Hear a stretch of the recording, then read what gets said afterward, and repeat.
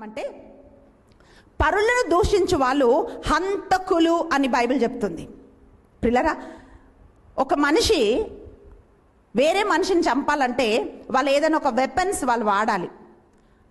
కత్తియా, లేకపోతే పిస్టలా, రైఫలా, ఏదో ఒకటి వాడి మనిషిని చంపేస్తారు కదా. కొన్నిసార్లు వాళ్ళు పిల్లోస్ అంటే దిండు ఒత్తేసి చంపడము, లేకపోతే కత్తితో కోసేయడము, ఇలాంటివి రకరకాలు మనం చూస్తున్నాం. కానీ ఏ బాధ లేకుండా, ఏ కష్టం లేకుండా, ఎవరికి దొరకకుండా ఈజీగా ఒక మనిషిని చంపేసే ఒక ఆయుధమే మనిషి నాలుక.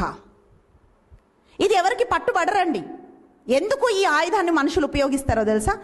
ఇప్పుడు నువ్వు కత్తి వాడావనుకోండి, దాని మీద నీ ఫింగర్ ప్రింట్స్ ఉంటాయి. లేకపోతే తప్పు చేసేవాడు ఏదో ఒక ఆధారం తప్పకుండా వదిలిపెడతాడండి. అయితే ఇది దొరుకుతారు.